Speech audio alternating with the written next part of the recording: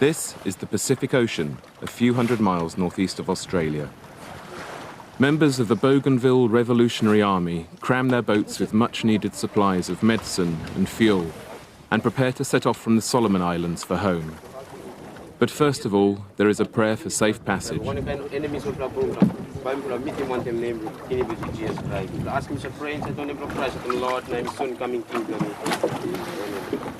Their prayers, I know, will be needed, because home for these BRA guerrillas is the little-known island of Bougainville, where they're fighting an even lesser-known war of independence with Papua New Guinea. For 7 years, Papua New Guinea has blockaded the island.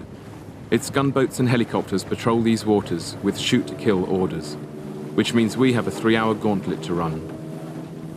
I'm here because this is a war for which Britain is also responsible. It was the huge mine that a British company dug on Bougainville which provoked the fighting, and it was Britain's casual redrawing of the border a century ago that turned it into war. Breaking down on that border as we enter Papua New Guinea sea space seems about the worst place to do so. I scan the horizon for gunboats, knowing we're carrying so much fuel that just a stray bullet will be enough to fry us. The horizon, however, stays serene. This is a route that's cost many lives, yet it's Bougainville's only channel to the outside world. It is also the only way in to the longest and bloodiest conflict in the Pacific since World War II. Just as we near the island, the horizon loses its serenity.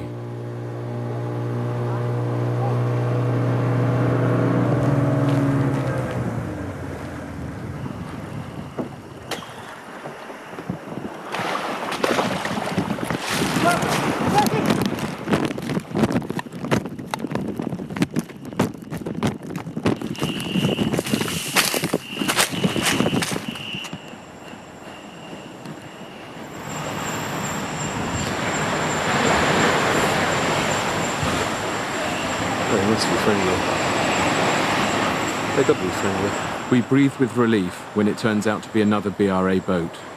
But at least I've had a tiny taste of what the Bougainvillians go through every day.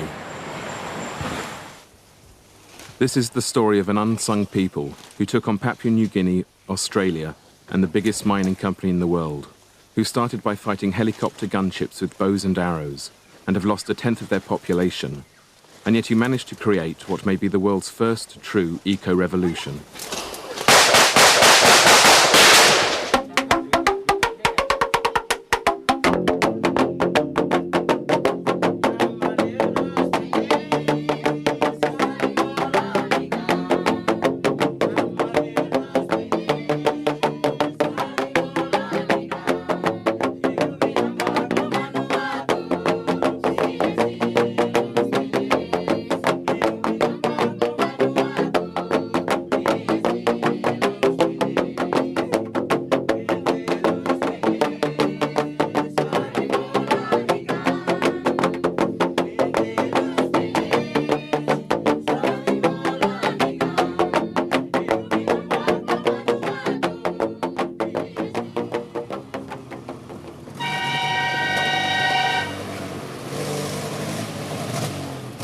The next morning, we find ourselves in the hands of Bougainville Revolutionary Army Commander Ismail Toroama. Our main goal is to get to President Francis Ona, the elusive man who started the revolution. But for the moment, Ismail's capable hands will certainly do. I'm amazed to find him driving everywhere, as the fuel the BRA get into their boats can't go far. But that's a trick I won't find out till later. Ismail was a mechanic before the war. Now people call him the Bougainville Ninja.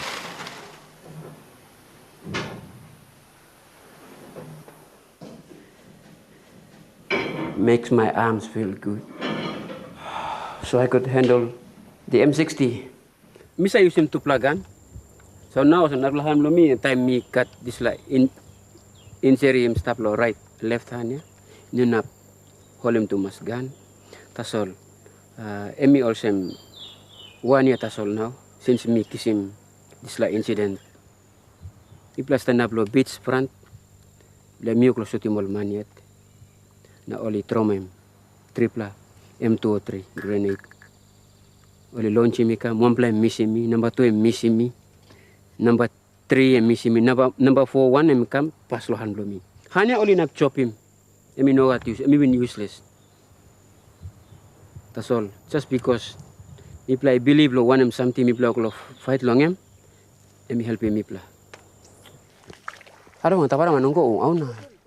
We're the first people ever to film Ishmael and his men, yet I don't get the feeling he really trusts us. His way of getting closer is a kind of baptism of fire, if gentler than those he gives both Papua New Guinea's soldiers and the men he's training on this patrol.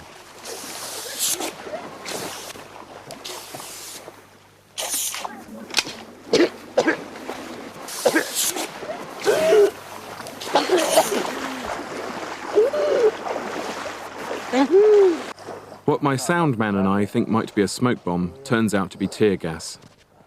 It's Ishmael's way of saying welcome, a short, sharp dose of Bougainvillean reality. After a good cough, cry and laugh together, he loosens up and radios for us to meet Francis Ona.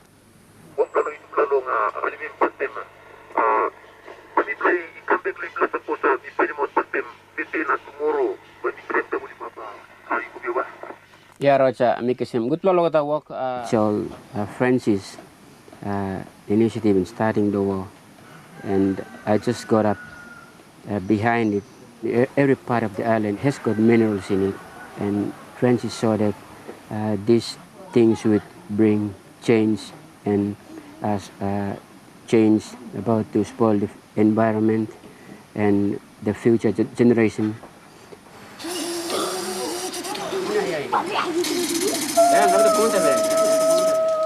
But before we leave, Ishmael gets second thoughts about us seeing Francis. A makeshift generator has blown up one of our camera batteries while it was charging. Last night when I slept, God told me that tomorrow there will be something happening. And all of a sudden the battery blew up. I made up my mind to tell you that you will not go to Francis Ona. Otherwise you face some problems there because your battery blew up. It's another glimpse of the strange grip that God and superstition hold over Bougainville. Since the boat trip in, I'm no longer inclined to laugh at superstition, but I explain that if TV crews read all the things that go wrong as bad omens, then the medium would cease to exist. Reluctantly, Ishmael concedes to our heathen ignorance. He gives us the 2 days of torturous uphill clambering that will take us to Francis Ona and the heart of the war. When I'm not gasping for air, I get an idea of why the Bougainvillians have such fierce reverence for the place they call Mekamui, or Sacred Island, and why they could no longer sit by and watch its minerals being plundered. We have seen our valleys, we have seen our forest, we have seen our rivers, beautiful trees, beautiful forest, literally thrown into dust, and we will not allow that to happen. En route to Francis, we come across his vice president, Joseph Kabui, who puts the history of the place into perspective for us. Ever since the French explorer Louis de Bougainville put his name on the map in 1768, the island has gone through an endless game of colonial pass-the-parcel. Geographically, ethnically and culturally, it was always part of the Solomon Islands, but 100 years ago, the imperial powers decided to change all that. The situation that we are in is not only unique for Bougainville. I mean, there are many African countries that the superpowers, merely just carve them out. Put a line right through and say, okay, this part belongs to you, this part belongs to me. A deal was struck between Germany and Britain. Germany saying, okay, I'll give Western Samoa to you, Britain, and Britain said, okay, I'll give Bougainville to you. Germany didn't keep Bougainville long, though, as Australia grabbed it during the First World War. During the Second, Japan snatched the island for a few years before Australia grabbed it back. And in the meantime, it had ended up as part of Papua New Guinea, which got independence in 1975. Bougainville declared independence 2 weeks earlier, not that anyone listened, and it took another 13 years for war to break out.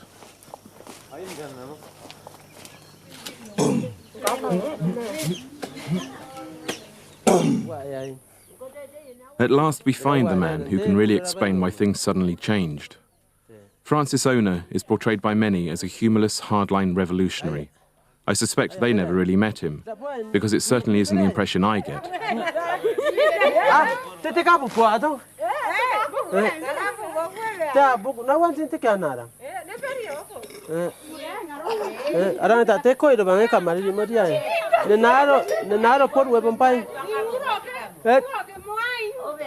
So this is Papua New Guinea's public enemy number one. When he's not running either the war or the self-declared Republic of Bougainville, Francis goes gardening. My fighting on Bougainville based on these factors. One, that is, we are fighting for man and his culture. And two, land and environment. And the third one is independent. Francis used to work for a mining company called Bougainville Copper Limited. It was a company he would later destroy. The reason, as it's always been on Bougainville, was the land and the bounty it holds.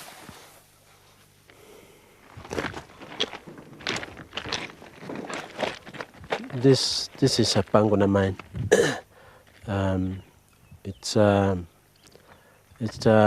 development that has been taken, place starting back in 1960s. My people here were very ignorant, and they didn't know that in the future there would be a very big mine here, which is very destructive. Before reaching the final layers of overburden, they cleared 550 acres of jungle and sluiced away the unconsolidated volcanic rock and ash. Bougainville Copper Limited, or BCL, is mainly owned by an Australian subsidiary of the world's mining giant, Britain's Rio Tinto Zinc. In 1967, the company was given the go-ahead to excavate what was then the world's biggest open-cast copper mine, 500 metres deep and covering about 7 square kilometres, or the size of London's West End, where Rio Tinto's headquarters are based. It turned out to be a disastrous mistake, especially as they dug the hole right beneath Francis's village. In Bougainville, you don't come between the people and their land. We Bougainvillians, we rely on our land. Land is our lifeline, land is our mother, and it's our protection. This place was a very big jungle, with, which is a hunting ground for the people of this area. We had big trees, Also, there was a very big hill here. Right in the middle here, there was a very big hill, much higher than the top of those mountains up there. And now it's all disappeared. So now this land, which belongs to people, my people, is now become abandoned land. And I don't know how we're going to use this land back again.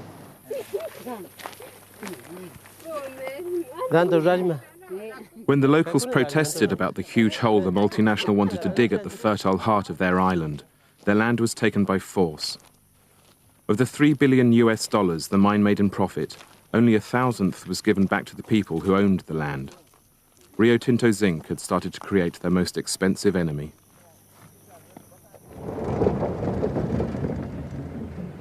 In the meantime, the inhabitants were shunted off into makeshift resettlements on desolate ground.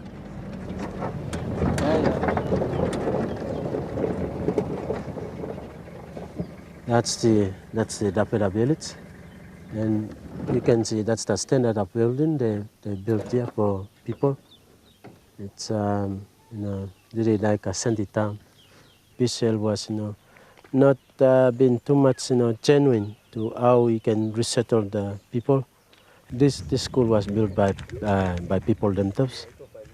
Even the company and the government, they did not give any support.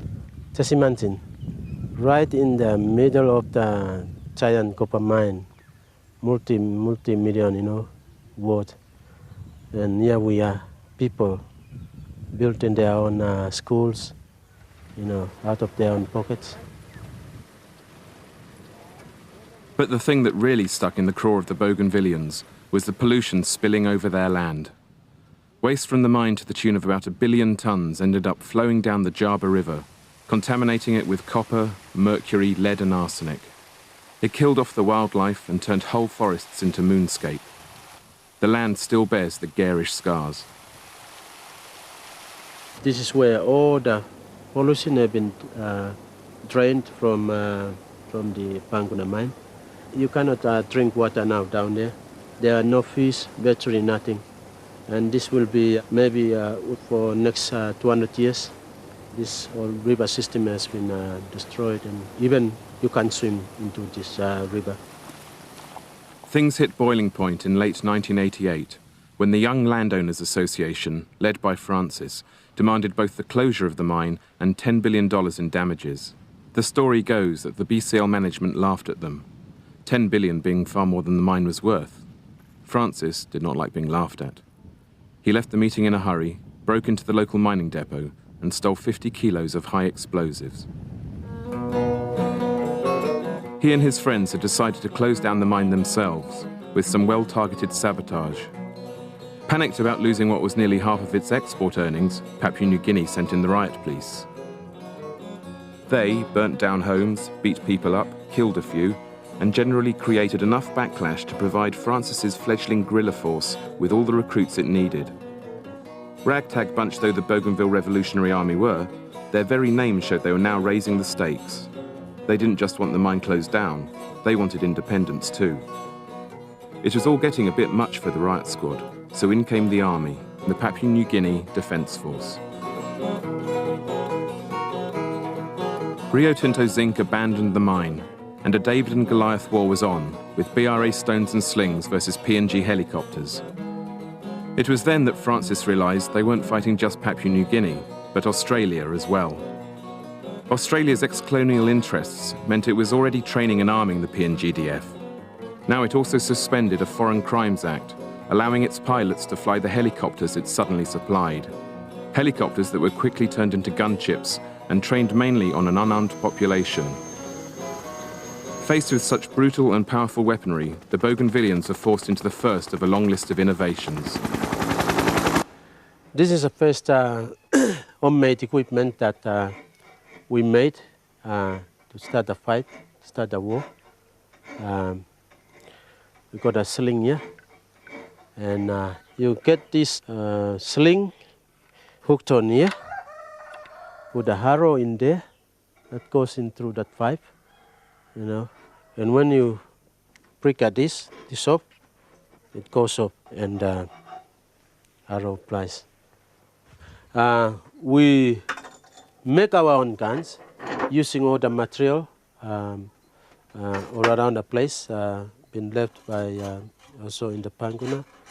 Pick them up and then used to build, cut down all the machines, cut down all the pieces and join them together. Like this one, all this has been made here, and we double them, made in Mekamui, and it's got a serial number. So if part of the equipment is been destroyed in the field, they can come back and then build their own guns. And this is how we build confidence in the force. So just imagine, with one cylinder weapon, winning a SRR, and from that single SRR, we went on to winning now battery about 200 to 300 very powerful weapons.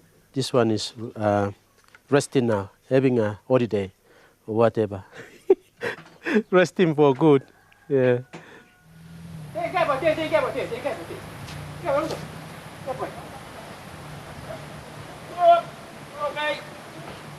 I saw that PNGDF, they came just to kill the villages and the civilians.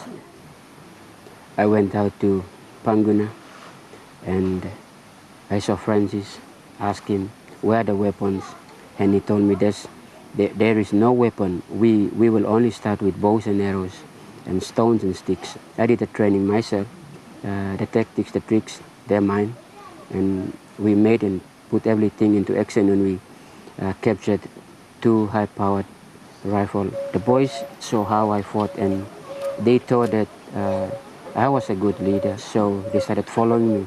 So that's how I ended up in holding the position of the BRA.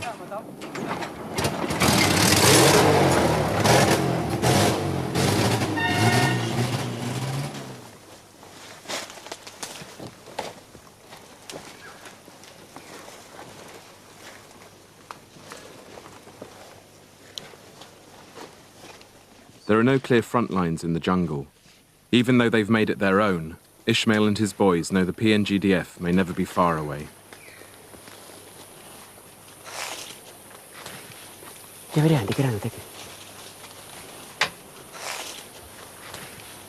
Ini tu aku adik kau kirim lo kata budi nak ni ke? Tahu tak ada sepansi. Orang orang pek nang orang tahu tu ini orang. Dia pakai hari.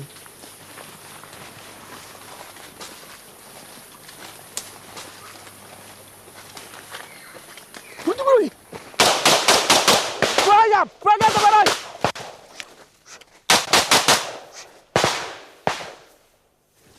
Nanti nak tubuh nang.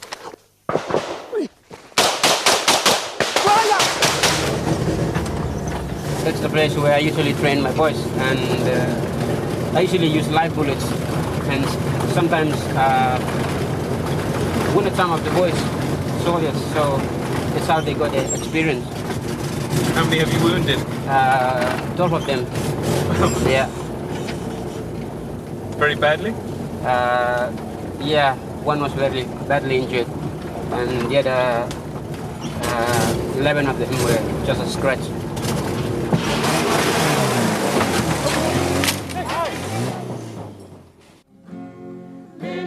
Around 15,000 Bougainvilleans have been killed during the war, out of a population only 10 times that. Yet most haven't been slaughtered by Papua New Guinea Defence Force munitions, like these ones mortared during a church service. The majority have died from the lack of essential supplies created by Papua New Guinea and Australia's most insidious weapon, the 7-year siege of the island.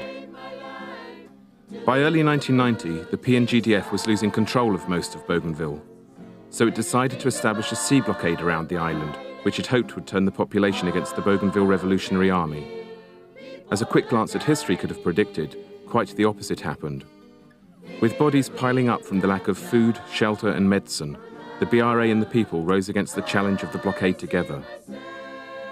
Forced to learn the hard way that necessity is the mother of invention, their solutions came from the land. With the blockade being imposed by Papua New Guinea government, we found that every family must be self-sufficient for the foodstuff. That's why we have to make our own gardens. We got shifting cultivation type of gardening here, and we have integrated mainly every crop, every food crop that we can find. William was a businessman. Now a refugee from PNG-held territory, he shows us the green fingers he's had to develop. This whole area is full of gardens. How the people here survive, because the soil is so rich. It doesn't matter if you're gonna do the garden farming on one area, single area, we're still gonna get fruit. Fruit is still gonna go on, garden. What garden we got? We got sweet potato, we got bananas, we got cassava. And we got a lot of taros. We planted Sugar cane, and then we got pawpaws. We got a lot of yams around here. Onion? Corns and tomatoes. Peanut. Potatoes. People, it's very hard for them to hungry. People in Bougainville alone, they survive. That's why we say we can't depend on other people. We got a blessing. Gardens from here is no end. And you got bush from the river up to another mountain. As you see, the whole green is all over. That's Bougainville.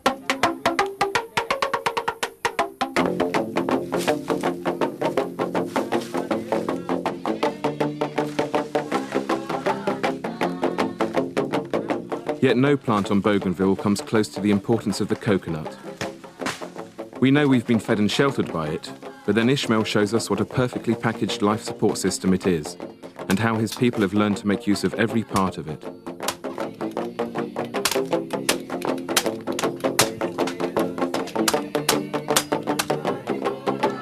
What a block of coconut. Now we got a lot of iron, but strong now about. Skim longan, squeeze him, put him low fire. The time you hot, you press squeeze him. Na suppose you got soa, you na put him low soa. Tap longan, skim longan, dry skim longan. Tap him low fire, low cook. then sel blongan, this lah. Suppose you got plenty mosquito because in Salo, island non got mosquito. Because I use this lot of rousing mosquito. Milk blongan lo hap. Cook yo kolo milk him. Coconut milk by like cook him kumu. Coconut oil lo lam. Now this like me new plug in something where me play in line him inside of crisis. Then plus I use him coconut leaf lo basket. Me plus I use him lo basket. Me play got soap made of coconut oil and first grade oil. He got triple grade A, B, na C. Na low grade me plus I walk him na plus I clean him all gun.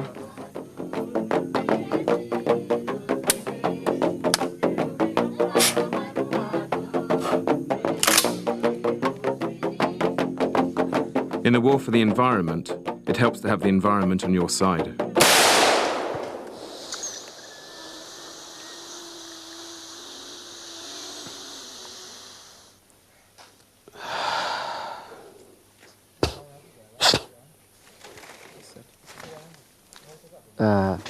That's for if you had a nose block, then we usually use it for clearing the nose so that you can smell anything on the road.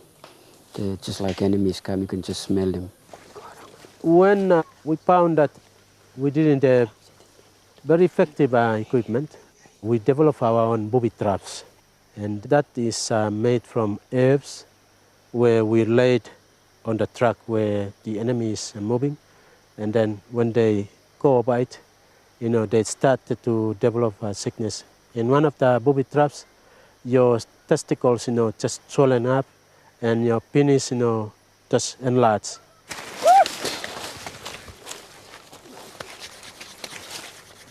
But it's for healing rather than hurting that the Bougainvilleans have developed the bush medicine of their ancestors. With the PNGDF driving much of the population into the jungle, thousands were dying in unsanitized childbirth and from preventable diseases like malaria, pneumonia, and dysentery. Tetanus from a badly handled machete, for instance, could prove lethal before the islanders once again made the land their ally.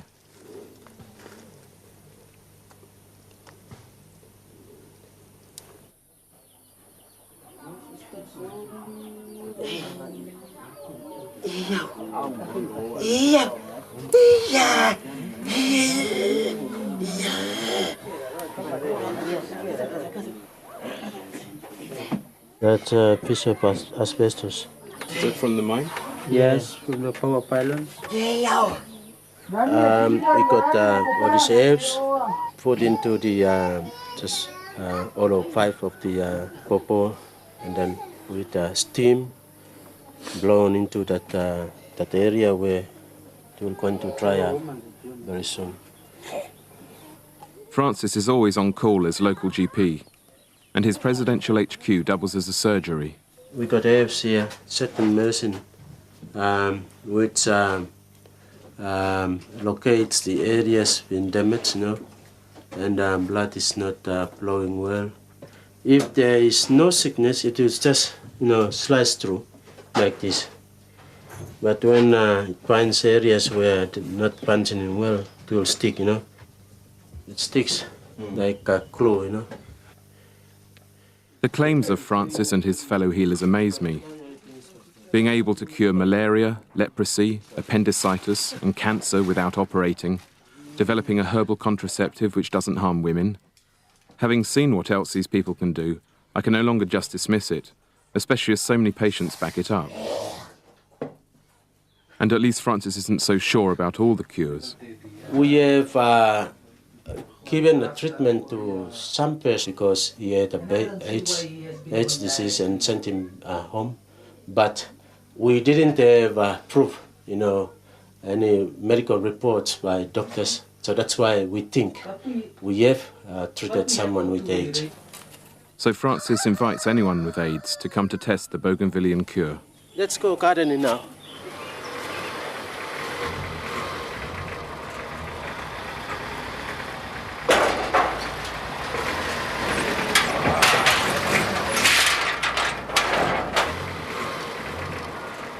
Besides what they get from the land, the islanders have found uses for absolutely anything that Bougainville Copper Limited and its employees left behind. Though in a place where the infrastructure's gone to pot, things constantly require improvised repairs.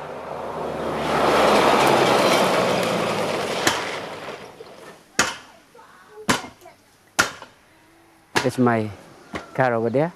It's not actually mine, but when I fought, everything just got into hands.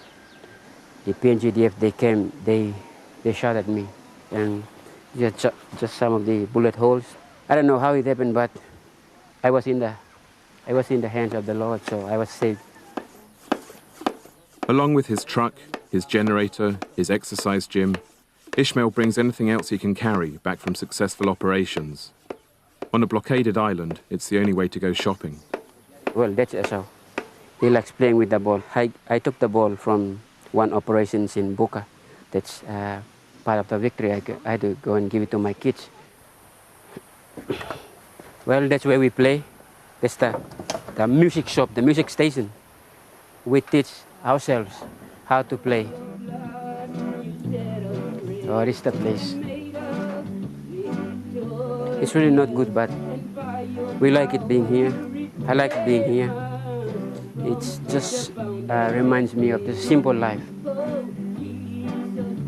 My hand is not really good, but this is the rhythm, and the lead is over there, and that's the keyboards over there. Jesus, we praise your name, 'cause you are the soon coming King.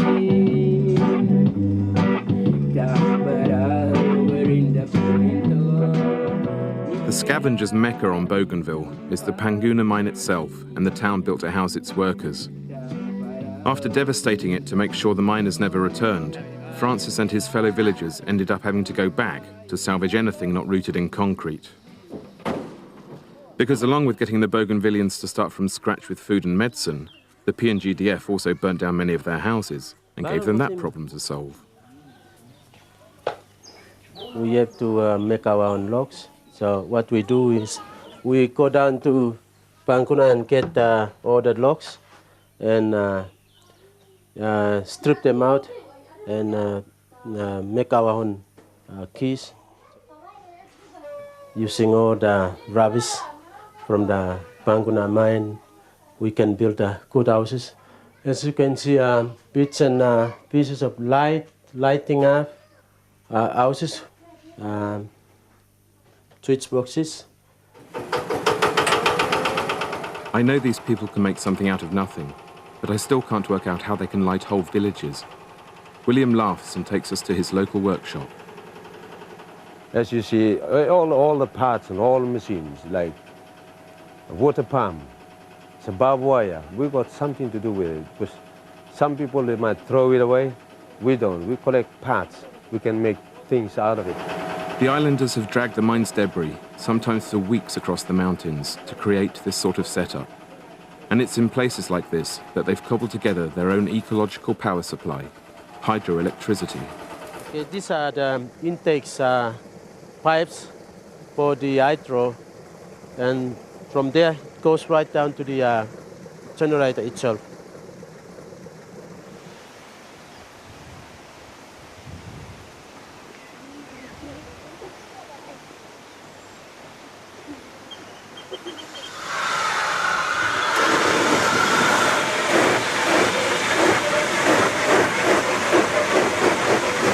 After Papua New Guinea government has blockaded us, and then we couldn't have any petrol or diesel. We have to develop something to get power supply, and we got this mini hydro using all the rubbish or the pipes and spare parts from all cars. We managed to develop our own hydro, which we can use for lighting up all the villages. We got about 50 to 60 now running this type of small hydros. Down there where the PNCDF establishment, there is virtually not much lighting up, no electricity. Maybe it's sort of money or something for, to run those generators. But here in the bush, we can have I throw coin for 24 hours a day.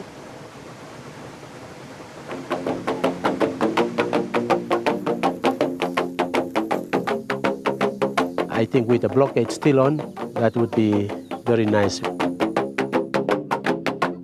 Because then we'll be learning more and more and advance into near future, so that new things will come, new ideas grow.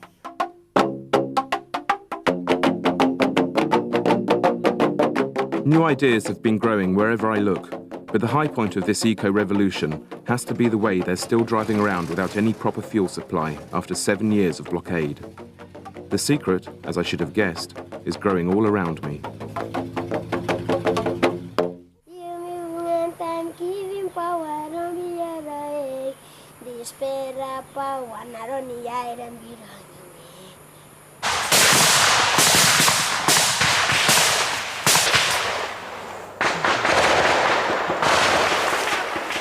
Francis once stated that the war against Papua New Guinea could be won in a week. The war against Australia, that'd take a little bit longer. And by 1996, the Bougainville Revolutionary Army was winning. PNG's last big offensive turned into its biggest rout. And when we get to the island, the BRA hold about 80% of the territory.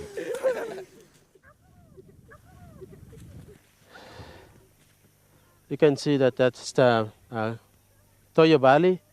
Further down where you can see the last mountain, that's where last the PNCDF camp is. That's Bolabe. And that's where they end. They don't come any further. The PNGDF don't come any further, not just because they're beaten, but also because they hardly care anymore. In the war for hearts and minds, the BRA were always winning. And when no other country came to Bougainville's aid, the people found support in a different realm. Because the colonial legacy they most embraced was that of the missionaries. I think without Jesus, I wouldn't have come this far. Just because without that superpowers, the Australian government or whoever who has been helping the Papua New Guinea government might have beaten me a long time ago. What for true? O kan maybe you come put down on spot place. What for true? You play on crossfire to can get down or something. Tamping go the temptation now take go arm go do Blongan.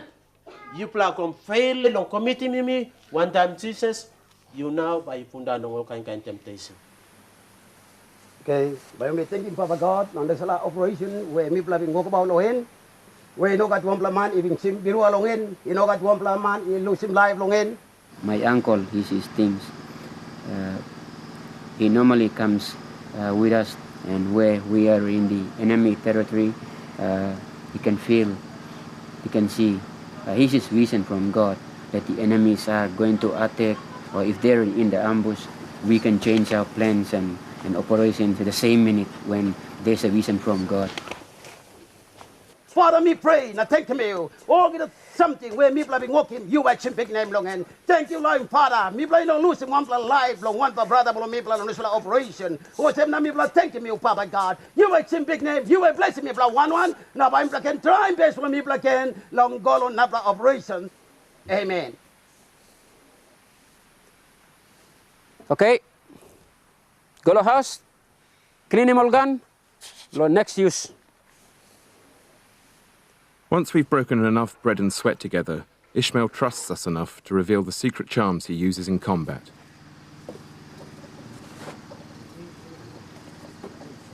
We use it for poisoning the gun.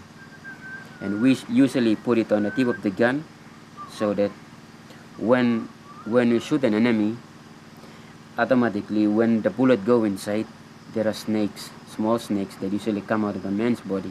So it's just like we are poisoning them. But God's power is unlimited. It's just like when you charge a battery into you put into a charging device, then it charges more power. Then that is what I've learned, and I give up hope in using this. Now that Ishmael sees our camera batteries in a more positive way, he lets us in further. I'm not proud to be a fighter. I'm proud because my name's written in the book of life. Yeah, and I'm saved, and that is what I'm proud of. It's just like a miracle that God helped me while I was injured here. When I laid down, the Lord spoke to me and said, "You're only half an inch away from death." So I said, "Yes, I'll choose you, and I'm going to follow you." That's why I really want to be some kind of a man who's preaching the gospel. It's just a miracle that God has saved Bougainville.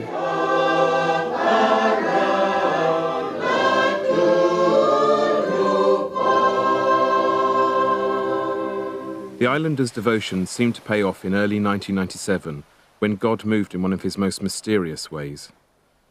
Papua New Guinea basically admitted defeat by hiring mercenaries to do what the PNGDF couldn't. It forked out $36 million to the London-based company Sandline International and presented the BRA with the biggest armed threat it had ever faced. And then, lo and behold, the PNGDF itself came to Bougainville's aid. Humiliated by the very idea of needing foreign troops, and even more angry at the price, the underfunded PNG soldiers rallied huge popular support, arrested the mercenaries, and threw them out. Suppose only when come na only use him all rocket number, atin ba only nap win. That's all. This la equipment only got. A man and me walk him. This la God lo Bougainville em sa talk him mipla also. So mipla even believe by mipla win him all modern weapons long all. Because all the time by no got way or some suppose you go you pass the brick wall by stop. Me must got way out.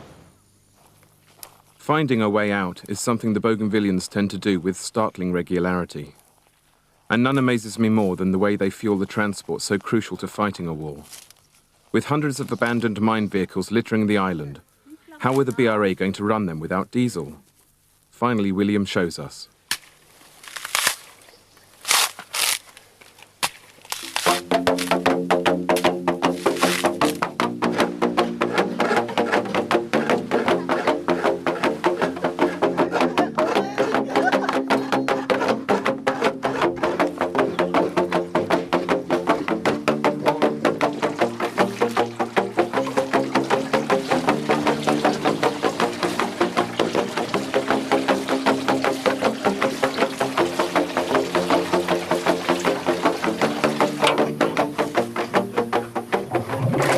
This is the complete thing of scraping the coconut, from scraping to squeeze to ferment, and then the last thing to cook the oil, the 1 liter oil, maybe about 15 dry coconut for a liter.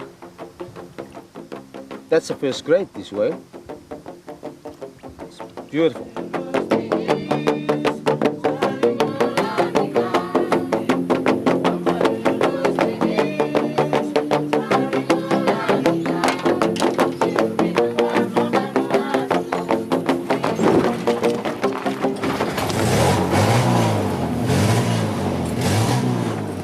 Not only is coconut oil far less polluting than diesel, you also get double the mileage.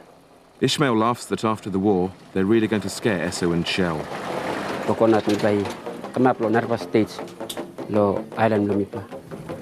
Suppose coconut in nogat, sample have lo revolution minating by me play na come up lo these states.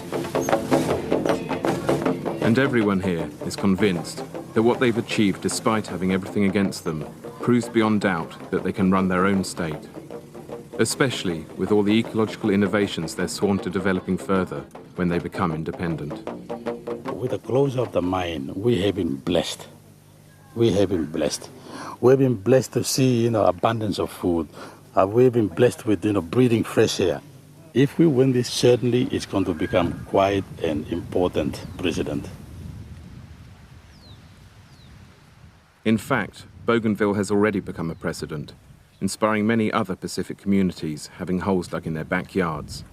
Across the region, resistance to and compensation from ecological devastation has upped considerably. And when, thanks to the mercenary debacle, the news broke of this obscure bunch of islanders beating Papua New Guinea and Australia and Rio Tinto Zinc, suddenly the international community got interested in beginning peace talks in mid-1997.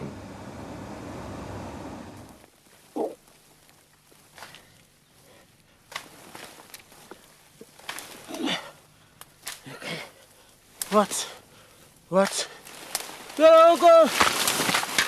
Francis, who has fears of winning the war but losing the peace, steers clear of the compromises involved in the proposed deal. He is labelled a hardliner for this, but maybe that's because he's not the kind of leader we're used to and knows how easily Bougainville could lose its way in the jungle of international politics. During my high school days, I was appointed to sweep the principal's house. But on one occasion, I found him, was doing my job, was cleaning up the toilet. And I asked him, why could you, the principal, could do such a thing? And what he told me was that the leaders must come down and clean the dirt for his people. And that taught me a very, very big lesson, which I'm looking forward to teach other leaders in all parts of the world, that the leader must clean the boots for his people. The peace process, though, is creating a rift between Francis and one of the prime movers behind it, his Vice President Joseph Kabui. This is it. We will either make it or break it. And because it is now, as I see it, is now a game of survival, of political survival. And there is a clear-cut political tension right now. Change is imminent from the way things are now looking. What do you mean by change, then? Change of political leadership, that is. Our president will be changed. Could be changed sometime soon. And who would be the new president? Well, it's up to people to decide, and up to BRA to decide. So we will wait and see how things will go about. But it will probably be you, will it? Well, if it comes to me, I'm ready and willing. Joseph also has Ishmael's support. But despite their different methods, they and Francis definitely have the same end in mind: independence with a capital I. Without independence, we are looking at more bloodshed.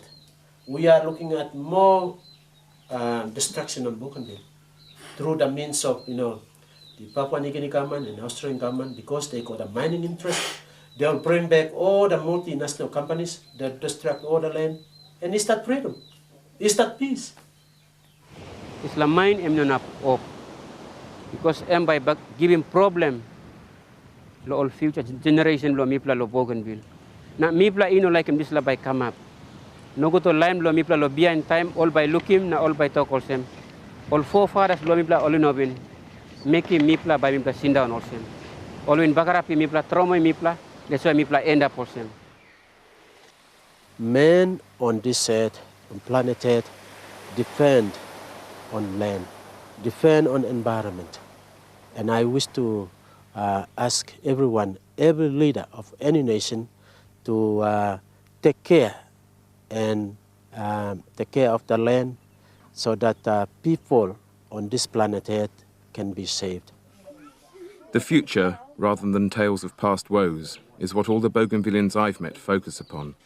Despite the destruction of their land, 8 years of isolation, untold atrocities, and up to 15,000 deaths, the impression I take home is of a people who don't seem to know the meaning of self-pity, let alone pessimism. Before we leave to run the blockade on our way out, Francis sends us off with one of the songs he writes for his regular communal sing-sings.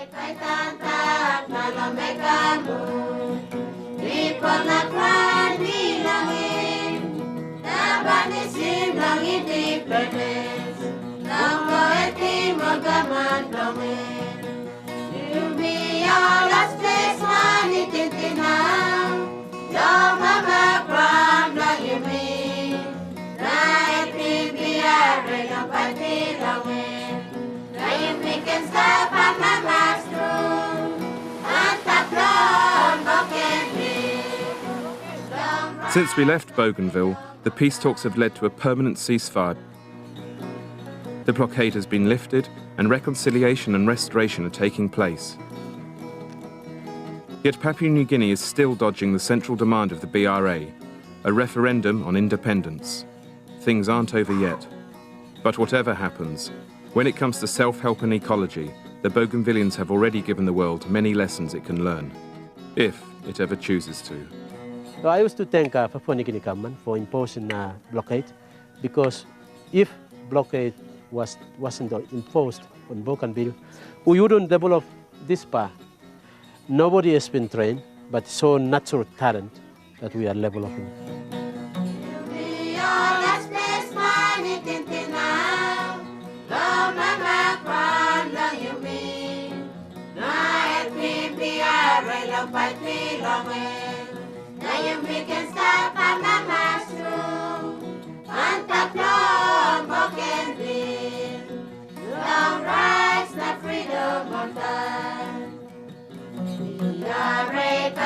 I think with the blockade, the Bougainville War is like an educational center, or furthermore, I could say it's a university for all of us who are on Bougainville.